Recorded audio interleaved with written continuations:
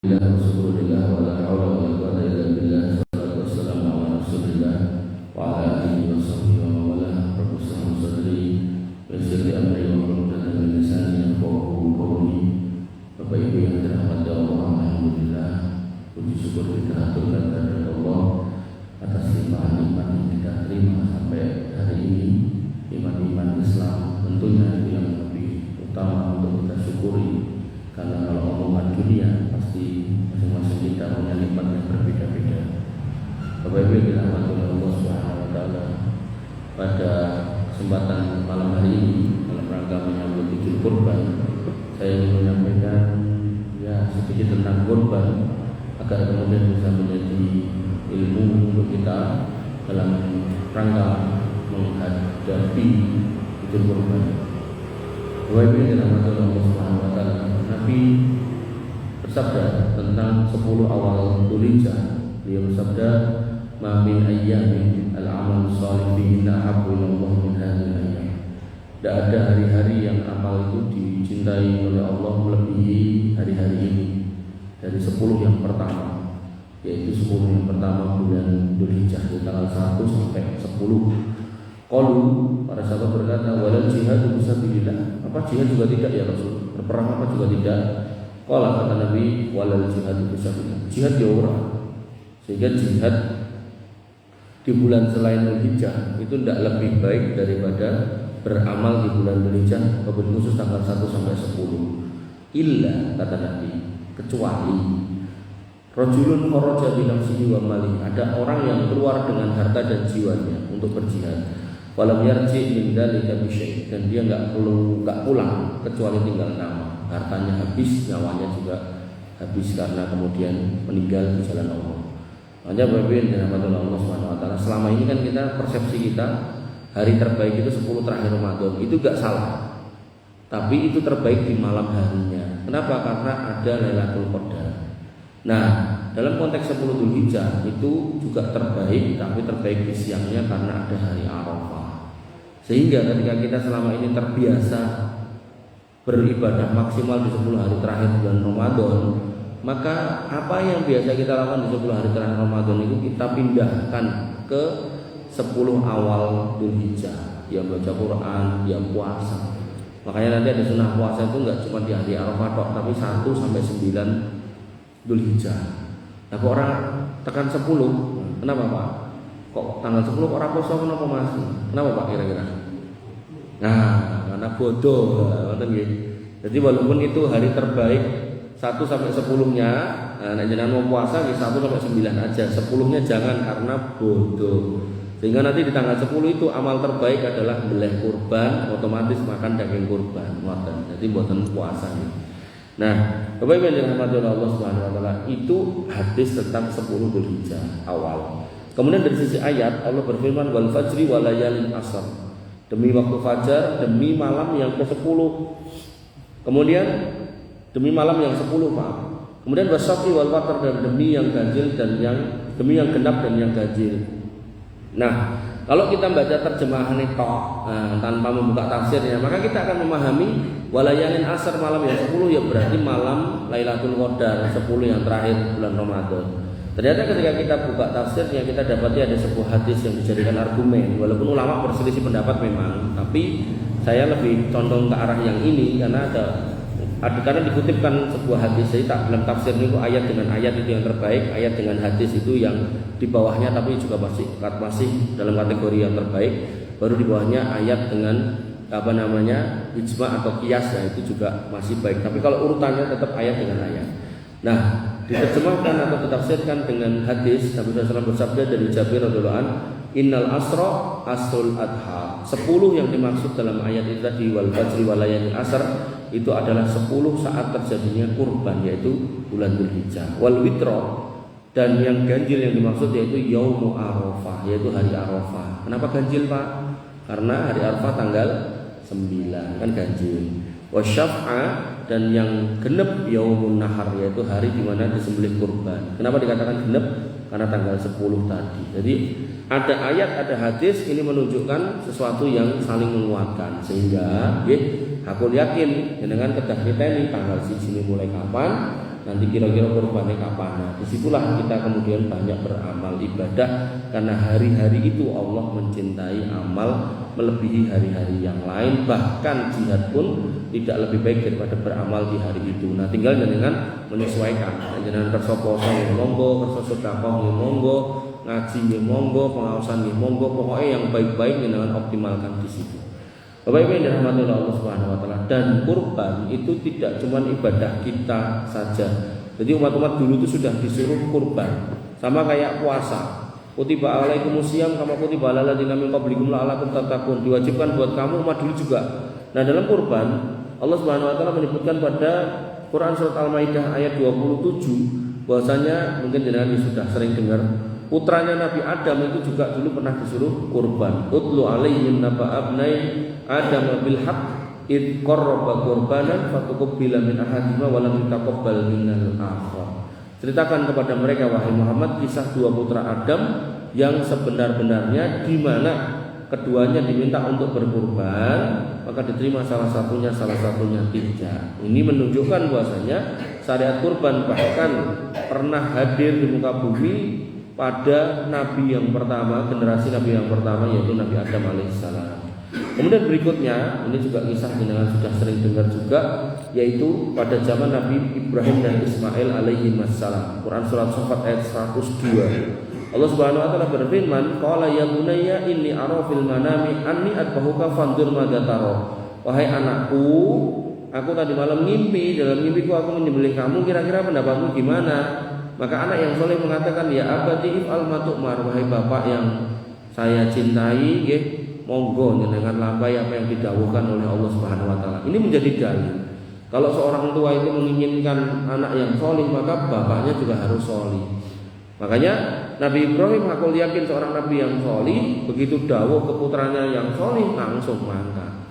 Sehingga ini bisa menjadi alat introspeksi kita. Ketika kita suruh anak kita untuk sholat kok randang mangkat, nah, maka pertanyaannya, sudahkah kita juga rajin atau taat untuk segera sholat di situ? Jadi perintah terbaik atau pendidikan terbaik dalam dunia parenting itu tidak cuma perintah lisan, tapi justru contoh itu yang terbaik. Makanya terkadang anak itu susah dikasih tahu karena dia paham bapaknya juga nggak jalankan, ibunya nggak jalankan. Tapi kalau bapak dan ibunya mengamalkan, wah itu anak itu mesti berusaha untuk mengikuti jejak orang tuanya. Makanya di sini Nabi Ismail alaihissalam mengatakan, satajiduni insyaallah minas sabirin. Insyaallah bapak, kulo bakal derek dan kulo akan menjadi engkau dapatkan sebagai orang-orang yang sabar. Dan kemudian falamma aslama, ketika dua orang hamba ini sudah berserah, berpasrah, manut, sendiko dawuh, watallahu lil jabin, dan pelipisnya ini sudah diletakkan di tempat untuk disembelih, lehernya sudah terlihat tinggal digorok gitu kan.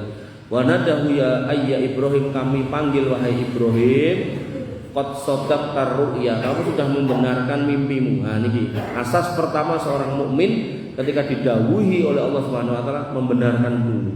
Ini yang kemudian menjadi istilah dalam Islam sebagai as-siddiqin, yaitu orang-orang yang selalu membenarkan apa yang diperintahkan oleh Allah dan Rasulnya, tidak pernah komplain, tidak pernah protes. Kemudian dikatakan inna kadzalika najzil muhsinin, demikianlah kami memberikan, sesungguhnya demikianlah kami memberikan balasan kepada orang-orang yang berbuat ihsan, berbuat baik. Nah apa itu? Inna hadalah wal bala'ul mubin, sesungguhnya apa yang sedang terjadi itu ujian yang nyata. Makanya Nabi Ibrahim diuji dengan ujian supaya untuk diminta menyembelih putranya, tapi prakteknya maka kami ganti dengan sembelihan yang besar.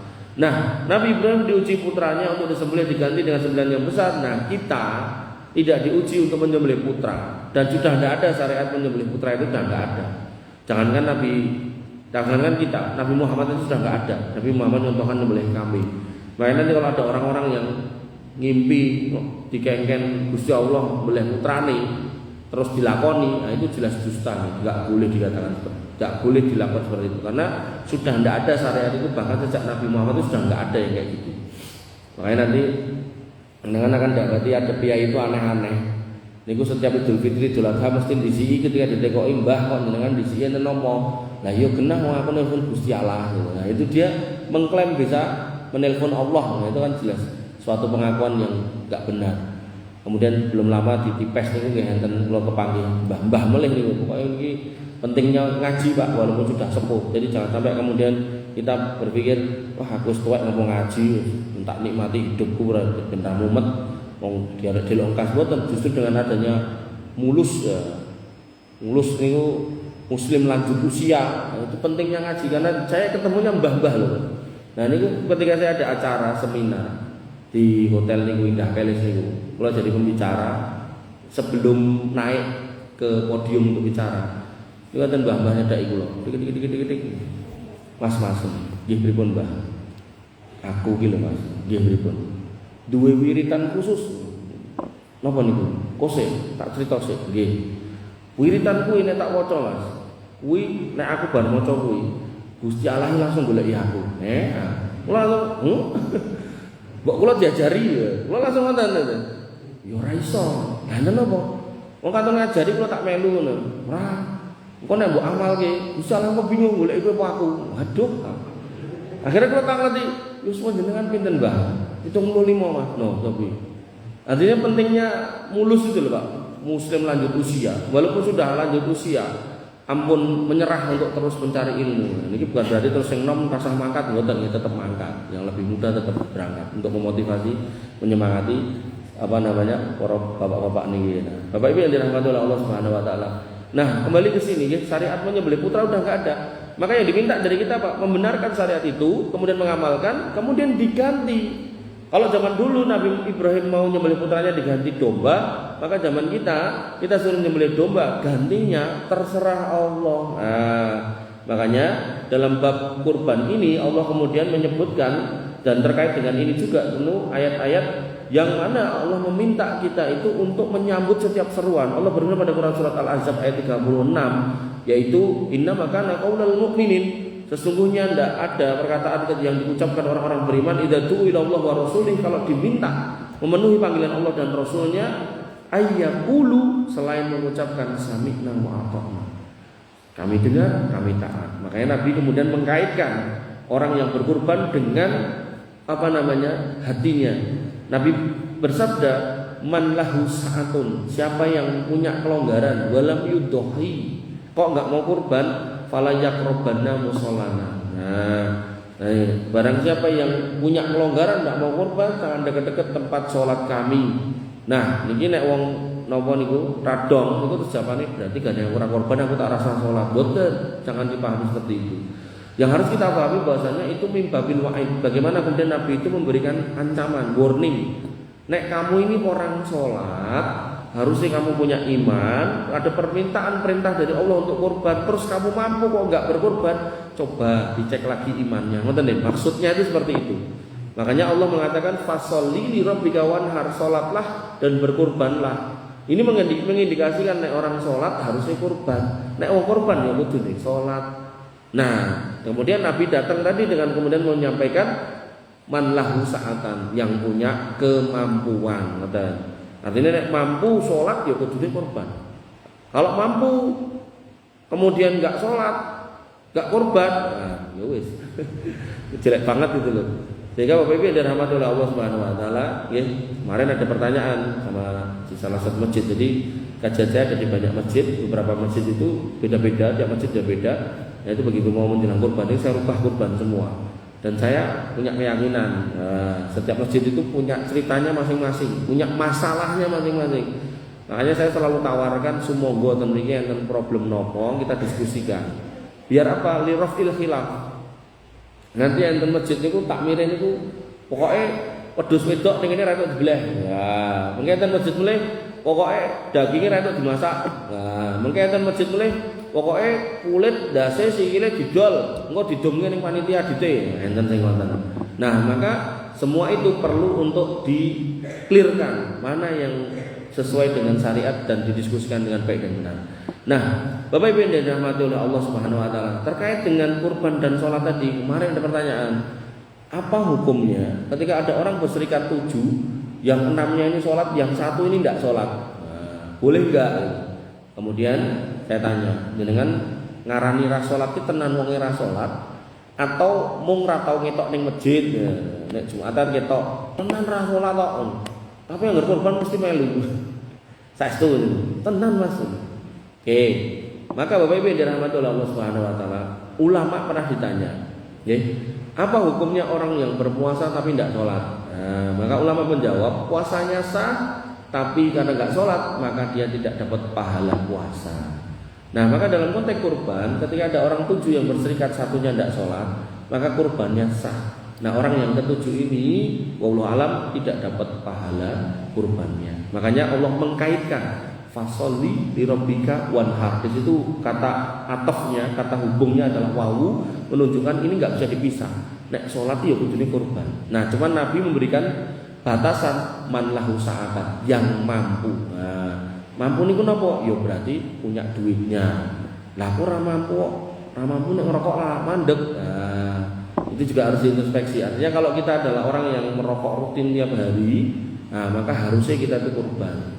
Nah emang radit itu pas kurban. Nah karena kurban itu setahun sekali tanggalnya udah jelas, harusnya niku ditoto di planning ngoten nih. Kados ngeten misal jenengan gadah putra saat niki kelas kalih napa kelas 3 SMA. Bayangan jenengan iki meh kuliah. Berarti napa cepak-cepak duit nggih bayar kuliah ngoten to. Nah, maka orang tua yang cerdas itu yang siap-siap untuk mempersiapkan bayar putrane mau kuliah. Maka muslim yang cerdas ketika datang perintah Allah dan Rasulnya, tanggalnya udah jelas, waktunya udah jelas, maka dia harusnya mempersiapkan, bukan malah kemudian santai-santai akhirnya tanggalnya lewat dan tidak ikut serta. Bapak Ibu yang dirahmati oleh Allah Subhanahu wa taala, kemudian kita lanjutkan, dan orang-orang yang berkurban disebutkan oleh Allah Subhanahu wa taala dengan ayat yang umum, ayatnya umum memang, bahwasanya mereka pasti akan mendapatkan ganti. Nah, Allah berfirman pada Quran surat Safa ayat 39, "Wa ma anfaqtum min shay'in fa huwa yukhlifu wa huwa khairur raziqin." Apapun yang kamu infakkan, kamu keluarkan, pasti akan diganti, dan Allah itu sebaik-baik pemberi rizki. Allah itu sebaik-baik pemberi ganti. Sehingga ketika Nabi Ibrahim nyembelih putranya tadi diganti dengan domba, dengan kambing, maka ketika kita nggak diminta untuk nyembelih putra kita, kita nyembelih domba, maka kita akan diganti. Lah gantinya apa? Ternyata gantinya disebutkan dalam Quran surat Al-Baqarah 245, fayudha'ifahu lahu at'afan katsira.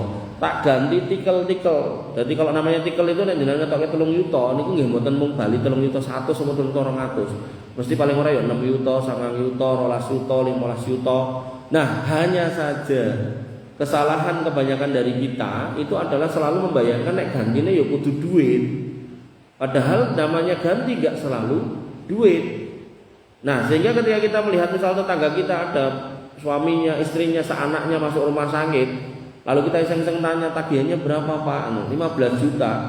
Terus ternyata kita nggak masuk rumah sakit, sak omah. Kita bisa kemudian melogika, lah nek aku mlebu rumah sakit lak kelangan 15, gane orang mlebu rumah sakit sakjane aku ya untuk nikmat 15 juta ning ora ketok. Nah itu loh. Makanya ketika orang itu berkurban di atas keimanan dan ketakwaan, biasanya tahun berikutnya dia akan semangat lagi untuk berkurban lagi. Kenapa? Karena dia mendapatkan nikmat selama setahun itu banyak dan tidak terhitung. Hanya saja kadang kita itu bayangan kita selalu duit, akhirnya begitu duitnya ra ketok, berarti kemudian candaane berarti rasido dibalekke. Padahal Allah ketika sudah berfirman, Allah mengatakan innallaha la yukhliful mi'ad. Allah itu tidak akan ingkar janji. Ketika Allah tidak ingkar janji, ya pasti akan dilampahi, pasti akan diberi, pasti akan diwujudkan.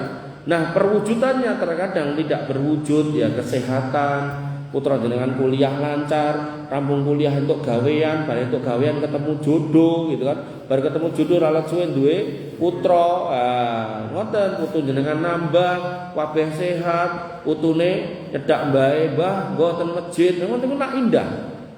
Tok, wah, pemene bojone Pak, lah siji urung ngomong papat, lah.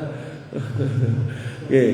Makanya Bapak Ibu yang dirahmati oleh Allah, kesehatan, kenikmatan itu enggak selalu bentuknya duit gitu. Artinya kalau jenengan kemudian kurban, kok Allah mudahkan urusan jenengan, putra jenengan, putu jenengan, wah niku alhamdulillah. Oleh karena itu maka Allah mengkaitkan yang namanya kurban itu dengan keimanan, ketakwaan. Allah berfirman, la yanalallahu luhumuha wala dima'uha walakin yanaluhu taqwa minkum. Tidak nyampe daging sama darah kurban kalian itu ke Allah dalam artian naik ke langit, tidak. Nek zaman Nabi Adam dulu diterimanya kambingnya itu, dikisahkan itu disaut sama api dari langit. Nah, kita tidak. Tapi yang nyampe itu takwanya, bukan barangnya. Nah, sehingga kurban itu, menurut saya itu ibadah yang paling menyenangkan. Kenapa? Jenengan kan ngetokke duit, ning apa yang jenengan tokkan itu kemudian diwujudkan binatang kurban, disembelih, jenengan angsal ganjaran. Nah, tapi dagingnya dan isi-isinya itu, ya jeruan, ya segala macamnya, itu nggih jenengan dan nggih membahagiakan kiri kanan, nggih tangga, nggih sedulur, nggih macam-macam dibahagiakan semua dengan dibagi. Makanya Bapak Ibu yang dirahmati oleh Allah Subhanahu wa taala, karena Allah sudah menyebutkan yang nyampe adalah takwa, maka kurban harus di atas ketakwaan. Nah, ketakwaan dalam berkurban itu apa? Yang pertama, ini yang perlu diperhatikan, yang banyak kaum muslimin sok-sok lupa, yaitu kurban harus dengan harta yang halal. Kadang ada orang bermain judi menang, yes iso berkurban. Nah, Nabi SAW bersabda, ayyuhan nas innallaha thayyibun la yaqbalu illa thayyiban. Hei manusia sekalian, Allah itu thayyib, maha baik, dan Allah hanya menerima amal dari sumber yang baik. Dan ini dikonfirmasi dengan hadis riwayat Abu Hurairah, dengan hadis riwayat Tabrani yang berbunyi, Nabi bersabda, idza kharaja rajulu hajan binafaqatin thayyibatin. Kalau ada seorang yang keluar haji dengan harta yang halal, thayyib, wa wada'a rijlahu fil gharzi, dan dia meletakkan kakinya di tunggangannya, apakah kuda, unta, apakah naik pesawat, naik kapal, naik mobil, naik bis, fanada, kemudian dia berseru, labbaik Allahumma labbaik, ya Allah kami memenuhi panggilan Engkau ya Allah. Nah, saat ini kiai banyak yang mulai menuju ke sana. Nadahu munadi minas sama, maka akan dijawab penyeru dari langit, labbaika wa sya'daik, selamat datang dan penuh kegembiraan atas kedatangan kamu. Kemudian dikatakan lagi, zaduka halalun, bekalmu bekal yang halal, wa rahilatuka halalun, dan perjalananmu perjalanan yang halal, wa hajjuka mabrurun, dan hajimu mabrur, ghairu ma'zurun, tidak membawa dosa. Wa idza kharaja bin nafaqati al-habisah, kalau kemudian seorang laki-laki itu keluar naik haji dengan membawa harta yang kotor, harta yang jelek, hasil korupsi, hasil maling dan seterusnya, main judi dan seterusnya, maka fawadu rijlahu fil gharzi, dia meletakkan kakinya di tunggangannya, fanada, kemudian dia berseru, labbaik Allahumma labbaik, ya Allah kami sambut seruan Engkau untuk datang, kami datang. Nadahu munadi minas sama, maka dijawab penyeru dari langit, la labbaik wala sya'daik, tidak ada labbaik-labbaikan dan tidak ada kegembiraan atas kedatangan kamu. Zaduka haramun, bekalmu haram, wa nafaqatuka haramun, dan yang kamu nafkahkan itu barang haram, wa hajjuka ghairu mabrurun, dan hajimu tidak akan mabrur. Oleh karena itu maka seorang muslim ketika mau beribadah, pastikan hartanya harta yang halal. Satu. Kemudian yang kedua, kita bertakwa dalam jenisnya. Allah Subhanahu wa taala berfirman pada Quran surat Al-Hajj ayat 34, mim bahimatil an'am. Yang disembelih adalah bahimatil an'am. Bahimatil an'am itu cuma 3. 1 unta, 2 sapi, 3 kambing. Nah, terkait unta tidak ada gantinya, tidak bisa diganti kuda, tidak bisa. Kemudian terkait sapi ini bisa diganti dengan kerbau. Nah, kambing itu semua jenis kambing boleh, kambing gunung boleh, kambing Garut boleh, kambing kambing Jawa boleh, kambing Gibas boleh, domba boleh. Satu-satunya wedhus yang tidak boleh itu wedhus balak. Nah, itu tidak boleh, haram nih. Bapak Ibu yang dirahmati oleh Allah Subhanahu wa taala. Nah, kemudian kita bertakwa berikutnya tentang jumlah sahibul kurban. Bahwasanya Abu Ayyub Al-Ansari pernah ditanya, ya Aba Ayyub Al-Ansari, wahai Abu Ayyub Al-Ansari, kaifa kanat duhaya ala ahdi Rasulullah SAW, bagaimana kurban, teknis kurban pada zaman Nabi SAW? Faqala, kemudian dia berkata, kana rajulu yudhi bisyati anhu wa an ahli baiti, bahwasanya pada waktu itu seorang laki-laki itu berkorban satu untuk dirinya dan anggota keluarganya. Fayakulun, dan mereka memakan dagingnya, wayutimun, dan memberikan makan. Ini menjadi dalil Bapak Ibu yang dirahmati Allah, sak keluarga itu minimal satu aja, satu kambing. Nah, satu kambing di atas namakan kepala keluarga dan anggota keluarganya. Sehingga nanti bunyi pas disembelih niku bismillahi Allahu akbar. Bismillah tok niku yang minimal, di atasnya ada Allahu akbar, bismillahi Allahu akbar niku lebih baik. Kemudian yang terbaik bismillahi Allahu akbar, Allahumma taqabbal min Saipul wa ali baitihi atau wa ahli baitihi. Ya Allah, terimalah kurban ini dari Saipul dan keluarganya. Ning catatannya niku memang wedhuse Saipul. Niku nek wedhuse mboten Saipul disebut Saipul nggih plentu, ngoten nggih. Kurban ra, Bul? Mas kurban perasaan terus tahun. Niku nek mendo minimal satu. Lah nek sapi, Ibnu Abbas mengatakan fastarokna fil baqarati an sab'atin. Kami pernah berserikat dalam urusan sapi itu 1/7. Nah 1/7 niki mungkin enten piyai sing aneh-aneh gitu. Aneh-aneh pripun? Jadi dia ngambil porsi 1/7. 1 2 3 4 5 6 7. Ngoten niku terus dibagi melih karo kancane. Dikit-dikit golek kancane. Pul-pul. Apa Mas? Iki saiki yurane kan 3,5. Nek 3,5 kok dagingnya 5 kilo, aku rantai, poro loro yo.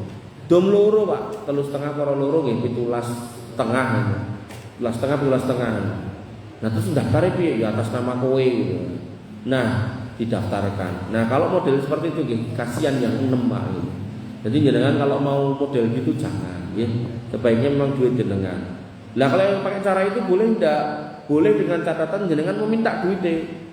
Di duitmu tak PE ya. Ketika dia mengatakan dia sudah PN ya, berarti sudah jadi hak jenengan gunakan untuk daftar monggo. Tapi nek wong sugih kayak gitu kan yo jelek ton, berarti wong pelit ton ini.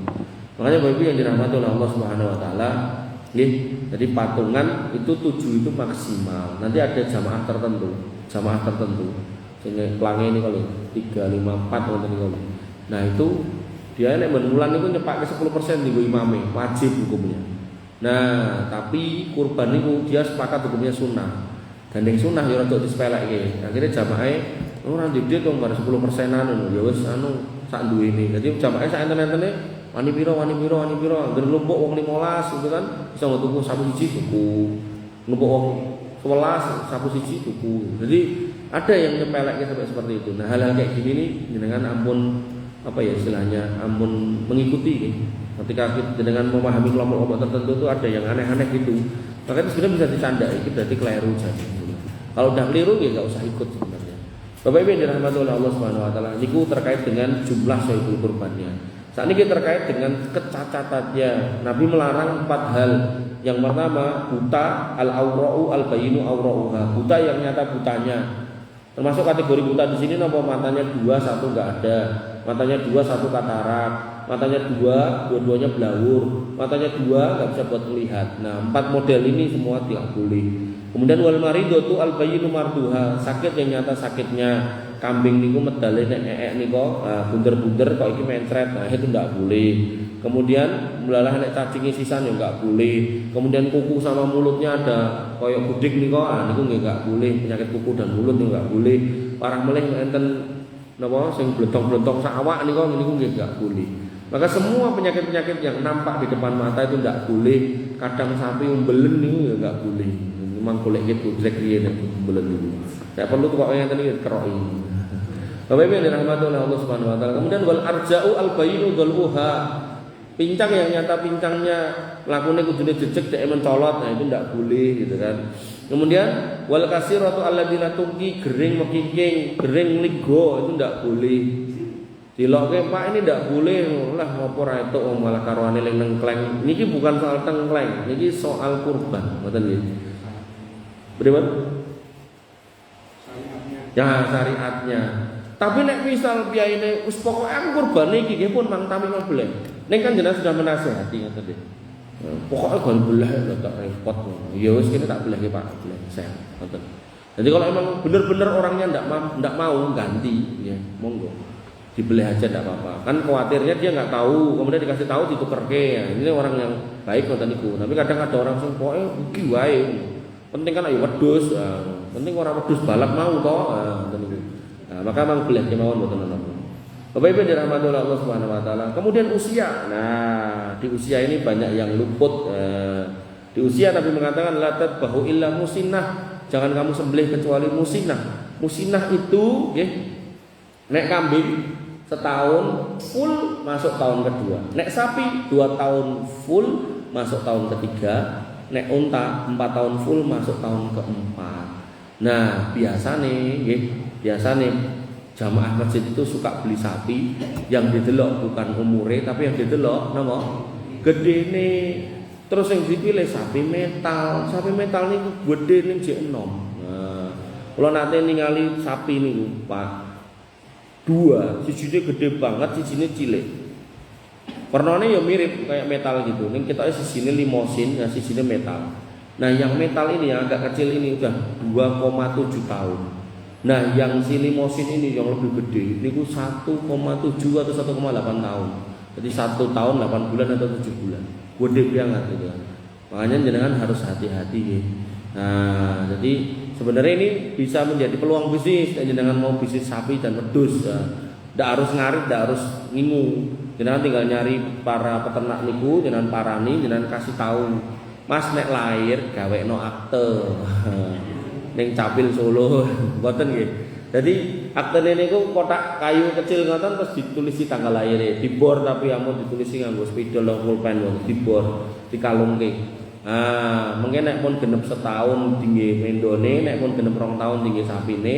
Nah, ngomong aku Mas, niku tak tawake. Niku kathah wong kersa, soalnya banyak masjid niku napa tertipu sama bakul. Nah, nek bakul niku rumusnya pokoknya penting payu. Kok bawa pedet ya anggarane sing gelem bayar ditulke. Makanya saya menasehati ya, bakul-bakul itu harusnya kalau dia itu muslim yang baik, yang taat dan pengen membawa duit yang barokah, wong jelas niku dalam rangka kurban ya kudune ngetokke dagangane niku sing pun cukup umur, ampun penting payu. Lah kan aku ora tanggung jawab wong dhek salah milih kuwi. Lah nek mbok tokke kuwi ya mesti wong milih sing murah. Namanya inna nafsal amaratun bisu to, jiwa itu selalu condongnya pada sing rada mencing miring-miring ngoten to. Rego ya boleh sing miring kan ngoten to. Makane nek misalnya enten wedhus cacat wae murah ya pengen ya dituku. Iki sing dicek kadeke piro iki Mas? 3 juta deh. Sing rada miring iki piro Mas? Ya siji seprapat ya itu dibayar ning cacat padahal jelas ta itu. Bakul ya tetap pengen payu kabeh, sing cilik sing gede pengen payu kabeh. Makanya niki atos-atos nggih panjenengan khususnya yang diamanai untuk mencari sapi. Bapak Ibu yang dirahmati oleh Allah Subhanahu wa taala. Lah kok misal bener-bener susah nyari sapi jantan yang sesuai dengan iuran. Rata-rata niku kalau survei niku rata-rata iuran niku 32, 33 sampai tadi pagi saya ngisi kemarin pagi saya ngisi di daerah Kadipiro itu 4 juta. 4 juta. Jadi antara itulah. Itu kalau misalnya dengan nyari sing gede tur sing umur ndak nemu, bener-bener ndak nemu. Nek detail akeh mungkin nemu nggih, nek sing semono duitnya mboten nemu. Maka enten solusine, Pak. Solusine napa? Nabi sallallahu mengatakan anil gulami syatani. Untuk anak lanang itu boleh disembelihkan kambing 2. Dalam konteks napa? Akikah. Nah, jadi fikih akikah bisa dipakai untuk fikih kurban. Fikih kurban bisa dipakai untuk fikih akikah. Secara pemilihan hewan-hewannya. Wa anil jariyati syatun, dan anak perempuan boleh disembelihkan kambing 1. Nah, la yadurukum dzukuran kanu au inasan, ndak masalah binatangnya jantan atau betina. Sehingga kalau misal duitnya niku ditukoke sing umur kok ora nyandak, nah bisa dicarikan yang betina, ndak apa-apa.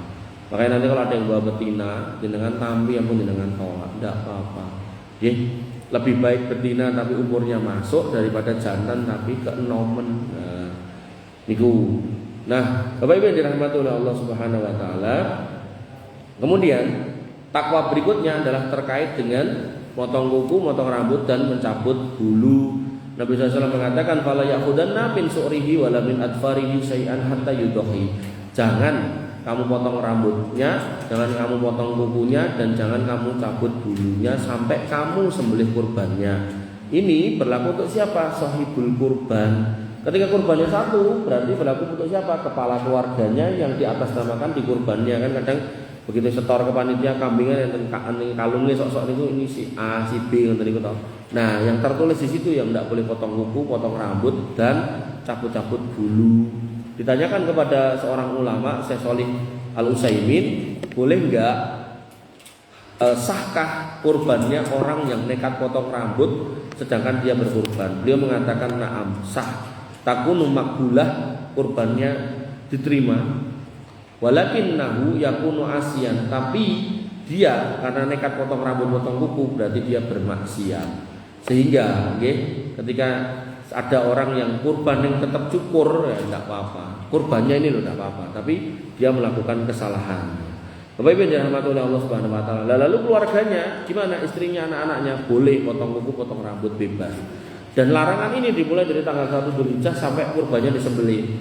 Nek disembelih di tanggal 10 berarti sampai tanggal 10, nek disembelih tanggal 13 ya berarti sampai tanggal 13. Panitianya gimana? Panitianya sebagai wakil dari shahibul kurban, kalau dia tidak kurban cuma motong-motong ketok, maka dia boleh potong kuku, potong rambut dan cabut-cabut bulu. Itu menurut Syekh Shalih Al-Munajjid. Kemudian hikmahnya apa? Ulama merumuskan hikmahnya kita nggak boleh potong kuku, potong rambut dan cabut bulu agar sempurna Allah menyelamatkan diri kita dari api neraka, bahkan sampai ke bulu-bulu kita.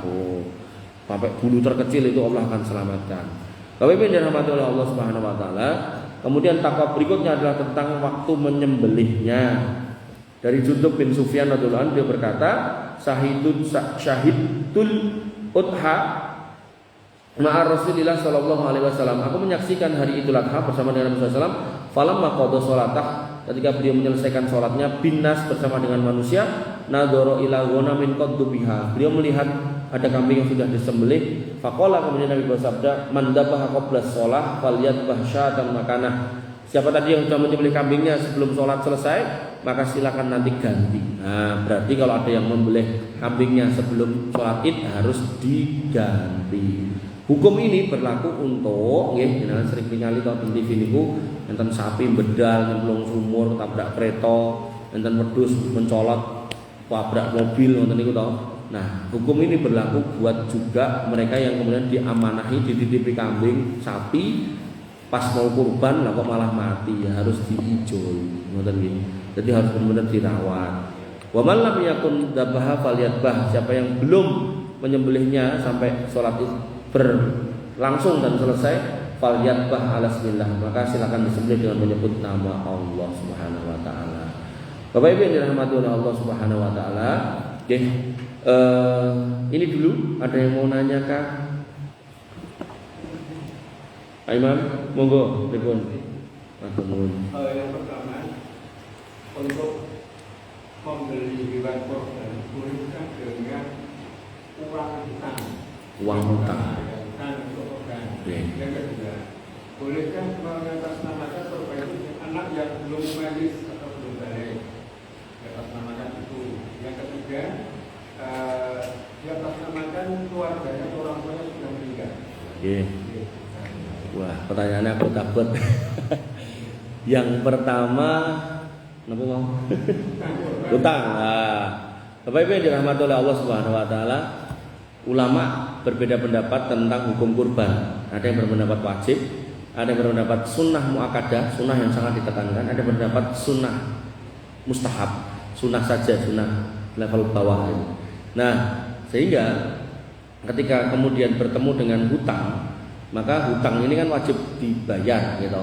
Maka ketika orang yang mau berkurban kok ngutang, maka pertanyaannya punya jagan apa enggak? Kalau memang punya jagan, misal kurbannya akhir bulan, jagannya gajian awal bulan, atau mungkin ada yang cair dari tagihan apalah itu, maka itu tidak masalah karena harinya kan tertentu. Itu berlaku juga dalam akikoh. Akikoh itu kan harinya tertentu, gitu, 7 hari dari hari lahir. Nah, kalau memang pas donge itu tidak ada, ngerokok kelingan terus ngerokoknya, pas donge kurban lali cepak-cepak, padahal kalau kerson itu diceleng-celeng rokok bisa buat kebeli kurban, maka sebenarnya beliau mampu. Nah, maka karena mampu berhutang dan ada jagan tidak apa-apa. Tapi kalau tidak ada jagan, benar-benar orang susah, ya tidak usah kemudian ngutang, karena ngutang itu wajib bayar. Itu ibadah yang tidak diperintahkan untuk orang yang tidak mampu. Makanya tadi bahasanya man lahu sa'atan, siapa yang punya kemampuan. Nah, kemampuan di sini kalau memang ada jagan, ya boleh kemudian berhutang. Kalau tidak ada jagan, ya sebaiknya tidak usah berhutang. Nah, kemudian pertanyaan berikutnya yaitu terkait dengan kurban di atas namakan anak yang belum mumayyiz. Maka kalau kembali kepada tadi apa yang ditanyakan kepada Abu Ayyub Al-Ansori, bagaimana teknis kurban zaman Nabi, beliau menjawab bahwasanya pada waktu itu seorang kepala keluarga berkurban satu atas nama dia dan anggota keluarganya, maka sembelihan si bapak ini sudah tercakup pada semua anggota keluarga yang ada di bawah atap yang sama. Berarti istrinya, anaknya, bahkan mungkin kadang bersama orang tua atau mertua yang bareng di situ. Kalau langsung di atas nama, kalau bolehnya insya Allah boleh, artinya nggak ada larangan di situ. Maka pertanyaan berikutnya nyambung di situ, boleh nggak untuk orang mati? Nah, untuk orang mati nanti misal jawabannya boleh, berarti orang hidup ditambah boleh. Nah, orang mati itu ada 4 pendapat. Satu, kalau ini nggak ada khilaf di yang pertama ini, kalau ada wasiat dari orang tuanya ketika masih hidup tentunya, udah meninggal kan nggak mungkin wasiat toh. Dah masih hidup berwasiat, ngonek pak era enek menaun nek melonggar kurbano go pae. Kalau ada wasiat seperti itu, maka ulama tidak ada yang berbeda pendapat, semua membolehkan. Nah, sehingga jenengan yang hari ini dereng sido mengwasiatkan putrane. Nah, kemudian yang kedua, di sini mulai ada perbedaan pendapat. Ada ulama yang memutlakan, mutlak boleh, pokoknya boleh. Dalilnya apa? Dalilnya yaitu idza mata Ibnu Adam in qata'a amaluhu illa min salasin. Bahwasanya Ibnu Adam itu kalau meninggal maka terputus semua kecuali 3. Salah satunya sedekahun jariyah, sedekah jariyah.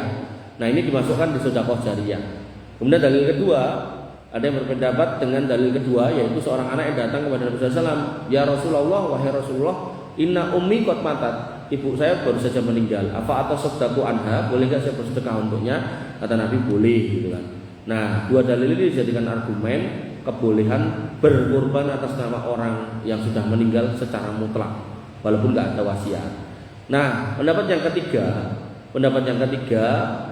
beliau berpendapat, ulama yang berpendapat yang ketiga ini adalah bahwasanya sembelihan orang yang hidup itu sudah mencakup orang yang mati, maka tidak perlu secara khusus dilakukan sembelihan untuk orang yang sudah wafat. Makanya tadi dalilnya adalah tentang hadis yang ditanyakan atau tentang pertanyaan kepada Abu Ayyub Al-Ansori, boleh enggak bagaimana teknis kurban pada zaman Nabi? Maka Abu Ayyub menjawab, seorang laki-laki yang berkurban itu berkorban untuk dirinya dan keluarganya. Nah, ulama yang ketiga berpendapat keluarganya ini mencakup yang hidup dan yang sudah wafat. Nah, yang keempat ini yang rodok agak galak gitu. Itu beliau berpendapat tidak boleh kurban khususan untuk orang yang meninggal karena memang tidak ditemukan riwayat satupun sahabat bahkan Nabi yang berkorban khusus untuk keluarganya yang sudah meninggal. Jadi hadis yang dipakai di ulama yang kedua dan yang ketiga ini adalah hadis yang secara umum bermakna sedekah. Nah, delalah sedekahnya bukan juga kurban tapi lebih kepada duit gitu, kepada yang berhak atau yang tidak mampu. Nah, ini ulama yang keempat. Tapi walaupun begitu, ulama yang keempat ini salah satunya adalah Syekh Shalih Al-Utsaimin rahimahullah. Beliau mengatakan bahwasanya walaupun begitu saya tidak mengingkari ada orang yang punya pendapat 1, 2, 3 ini. Sehingga saya juga tidak sampai pada level mengatakan orang yang berkurban untuk orang yang meninggal ini termasuk dalam kategori bid'ah munkaroh. Jadi beliau tidak sampai pada level itu. Sehingga ketika panjenengan adalah panitia kurban, kok ada yang datang bawa kambing, bawa sapi di atas namakan orang tuanya, ibunya yang sudah wafat, maka jangan ditolak. Mang tambi, mang belehke, ndak apa-apa. Ngoten nggih. Tur yo ora usah dadak eker-ekeran ndak padu. Iki kudune ngene iki ngono gitu. Karena kalau itu dilanjutkan itu tidak akan selesai karena memang dalam fikih itu bedanya sampai 4 itu loh. Artinya kalau beda sampai 4 dan mereka semua para ulama ini tentu rahimahumullah ini semoga Allah merahmati mereka itu punya argumen sehingga ya kita tinggal memahami bahwasanya berarti otomatis dalam perbedaan ini ada orang-orang yang mengambil pendapat si A, si B, si C, si D ini. Di situ kemudian kita bertasamuh, berlapang dada, toleransi sama saudara kita sama muslim yang memiliki perbedaan pendapat. Mengaten bahwa Nah, sehingga kalau untuk orang mati boleh, maka untuk yang hidup tadi boleh.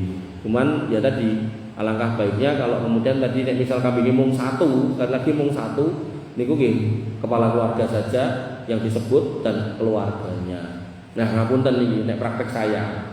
Anak saya kan banyak yang kecil-kecil. Nek saya longgar emang tak boleh satu-satu. Saya, istri saya, anak 6 itu satu-satu. Sampai yang paling cilik TK itu satu. Nek longgar. Ini keluarganya 8, ini lagi daftar papat, kurang papat meneh. Nunggu sumbangannya saya pun ngomongin pada untuk gusuran, namanya dijual 4 miliar belum laku. Gitu. Bagi belum laku. Wonten malih Bapak tenan mang tanglet timbang dadi unek-unek lho mengke. Pun monggo. Itu orang tuanya tidak kerja, punya uang. Itu balik sama anak. Boleh. Orang tua yang meninggal pun boleh tadi, apalagi orang tuanya masih hidup tambah boleh meleh. Nah, hanya saja dalam konteks orang yang hidup, anak ini harusnya ngabari, Bapak, niki kula ten Jakarta, ten Kalimantan, jenengan kula korban kinten niki atas nama jenengan. Wah, niku nek dikabari putrane mak nyes ngono ning ati. Nggih. Nah, makane niki penting untuk anak-anak nggih untuk kemudian memahami pentingnya mengabari hal yang baik ngoten niku. Jadi jangan sampai disimpan ya. Memang dipersyaratkan orangnya ini dikasih tahu. Jadi tidak boleh kalau dikorbankan tanpa ngabari ya. Dikabari. Betul. Pul kowe tak korbanke pul ning utangku peteng-utang yo. Tidak boleh ngoten niku. Wonten malih pul teko apa pul? Kalau memotong itu bisa di rumah sendiri. Terus dari latihan itu akan membersihkan rumah-rumah dari semacam ya itu gaya setan itu. Jadi kalau anu korban ini sebaiknya kan ada yang di TP di masjid itu, harusnya dipotong di halaman rumah sendiri. Ya. Ada pengaruhnya di rumah itu nanti rumahnya Nggih. tidak di keluarga yang tidak bisa tahu. Oke, siap. Jadi gini, saya kan ngisi di beberapa masjid ya. Anggaplah misal 10 masjid ngoten. Nah, 10 masjid itu sekarang temanya saya ganti kurban semua. Ada yang temanya akidah, ada akhlak, fikih, ada yang kemudian macam-macam temanya. Nah, saya rubah ke kurban semuanya. Nah, itu saya biar enggak, kan kadang ada jamaah yang ngetut ke kula, masjid gini pindah melu gitu kan. Ben dhek enggak kecele, beliaunya enggak kecele, itu kitabnya saya ganti-ganti. Ada yang Sahih Bukhari di sini, nanti di sini Sahih Muslim, sini Musnad Imam Malik, pindah ke sini Bulughul Maram, bisa ke situ Lu'lu' wal Marjan, pindah ke sana kitab-kitab kecil. Nah, di dalam Sahih Muslim itu dari hadis pertama dalam bab kurban sampai mungkin 5 atau 7 hadis. Itu matannya, bunyi hadisnya itu hampir sama. Yaitu apa? Nabi berkhutbah. Kemudian begitu selesai khutbah, Nabi melihat ke arah kambing. Ada yang sudah disembelih dan Nabi mengatakan siapa yang nyembelih ini sebelum sholat diganti, gantinen gitu loh. Nah, ini menjadi dalil kalau pada waktu itu Nabi itu sholatnya di musola. Musola itu nek bahasa kita itu masjid kecil yang nggak dipakai buat jumatan. Tapi nek bahasa Arab musola itu tanah lapang. Nah, Nabi itu sholatnya di musola tanah lapang dan kambingnya itu ada di tanah itu. Nah, selesai sholat, begitu selesai nek bahasa selesai sholat ini berarti ya sak khutbah karena Nabi ngimami toh, kan nggak mungkin sholat tok terus pergi toh. Nah, maka selesai sholat id, maka beliau menghampiri kambingnya dan sahabat yang lain menghampiri kambingnya masing-masing. Sehingga sunnahnya adalah setiap yang menyembelih kambingnya sendiri. Kemudian yang kedua, penyembelihannya dilakukan di tempat sholat id jani, gitu loh. Nah, dalam hal ini kaum muslimin berkumpul, gitu. Maka ketika di lapangannya nggak mungkin, apalagi di tipes sholatnya tendalan, gitu kan, tendalan gede mereka.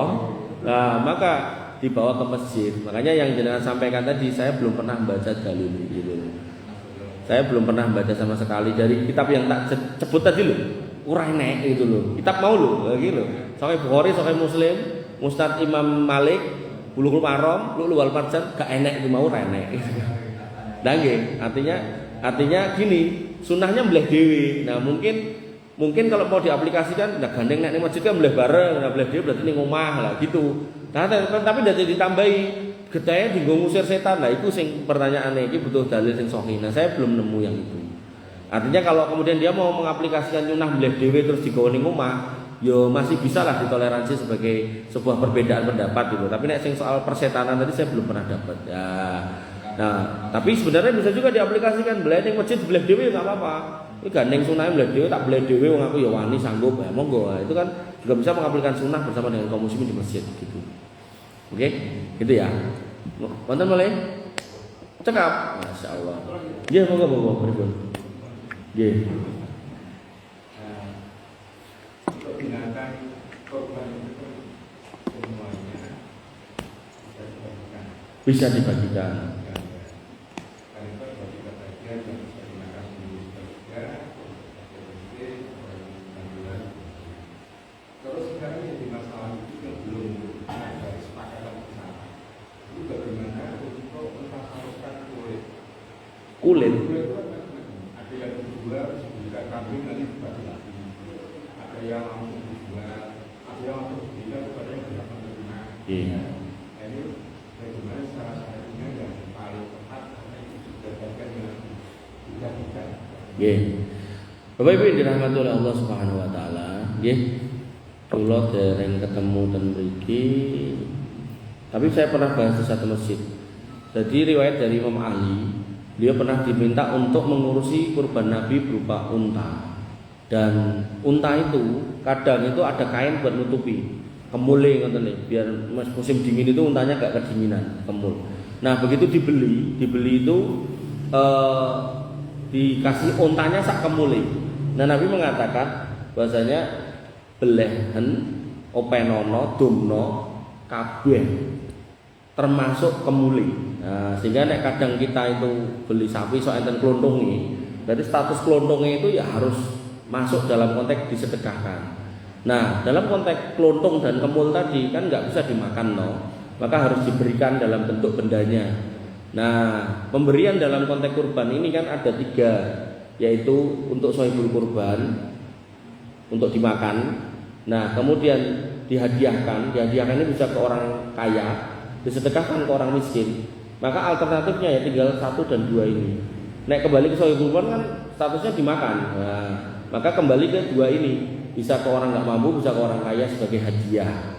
Nah, tinggal kembali ke kulit tadi. Kulit itu, ketika misal memungkinkan, yang paling ideal orang nggak mampunya dikumpulkan, nyoh, sampean hadiah. Itu yang paling ideal. Menurut saya itu kulit, kepala, kaki dikasihkan ke orang-orang tidak mampu. Kok kemudian mereka juga kesusahan. Nah, kula ajeng nggih napa Pak Imam, misalnya mulih ten kota ngeten iki kan ngopeni ngoten iki biasanya nggih moh ya kan. Nah, maka bisa juga orang-orang yang enggak mampu tadi dikumpulkan misal ten pojokan gitu kan, yang orang 5 atau orang 10 gitu kan.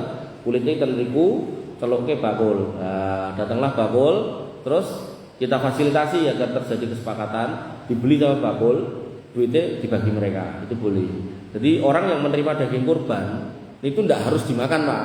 Nek misalnya dengan sakit kolesterol atau jantung, terus entuke mung daging wedhus, itu bukan berarti iki sunahe kudu ditekke jenengan tekke malah lara niku. Jenengan dol entuk niku atau jenengan ijolke ngene tanggane ijol daging sapi iki tok ora. Nggih, jadi itu yang kedua, Pak Imam. Nah, yang ketiga itu contoh yang jenengan sebutkan tadi. Jadi niku dijual wanitane terus ditukokke kambing, yang dibeleh lagi, yang tambah daging gitu. Itu juga masih boleh gitu. Jadi itu masih ringan. Nah, cuman dalam hadis riwayat Imam Ali tadi, Nabi berikan catatan, jangan mbok kasihkan jagal. Nah, untuk jagal kata Imam Ali, kami mengambilkan dari kantong kami sendiri. Ya, sehingga panitia itu kan statusnya wakil dari shahibul kurban. Sehingga yang saya yakini kulit dan segala macam ini kalau dijual tidak boleh untuk panitia sebagai upah. Jadi panitia itu karena wakil shahibul kurban, ini boleh dapat upah sebenarnya. Nah, cuman nek upah itu kan diperjanjikan, kayak jagal dengan undang, itu kan jangan perjanjikan. Kok nek sak wedhus semene, nek sak sapi semene gitu kan. Nanti nek kita kasih kurang mesti dia nagih. Nah, dalam konteks panitia, ini nek sudah diperjanjikan, pokoknya kulit sak ndas-ndase, nanti ada masjid yang praktek kayak gitu.